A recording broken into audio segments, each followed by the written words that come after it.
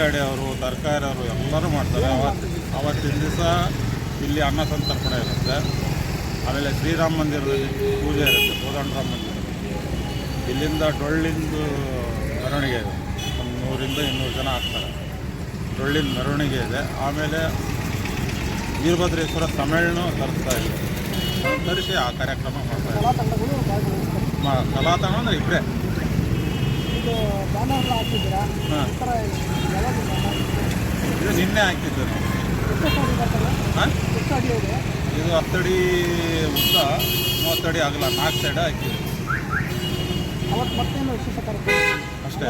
ಮತ್ತು ಬೇರೆ ಏನಿಲ್ಲ. ಅದರ ಸಾಯಂಕಾಲ 20 ಇದು ಹತ್ತಿಕಾಳು ಬತ್ತಿನ ಹಚ್ತೀವಿ ಎಲ್ಲರೂ, ಎಲ್ಲ ಅಂಗಡಿ ಮುಂದೆ ಸಾಲುಕು. ಇದು ಚಾಮರಾಜಪೇಟೆ ವರ್ತಕ ವ್ಯಾಪಾರಿಗಳು ಸೇರಿ ಅವರ ಕಾಂಟ್ರಿಬ್ಯೂಷನಿಂದ ಏನೂ ಮಾಡೋಕ್ಕಾಗಲ್ಲ.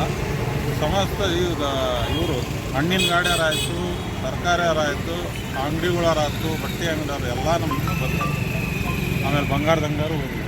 500 ವರ್ಷಗಳ ನಂತರ ಉದ್ಘಾಟನೆ ಎಲ್ಲ ಹಿಂದೂಗಳ ಸಂಸ್ಥೆ. ಹಾಂ, ಅದ್ರ ಬಗ್ಗೆ ಹೇಳ್ಬೇಕು, ಖುಷಿ ಆಗ್ತಾ ಇದೆ. ಖುಷಿಯಿಂದ ಮಾಡ್ತಾ ಇದ್ದೀವಿ. ಬಾರ ಆಕಾಶ್ ಅಂತಂದೇಳಿ ನನ್ನ ಹೆಸರು. ಇವರು ಸರ್ 3000 ಜನಕ್ಕೆ ಆಯ್ತು ಸರ್.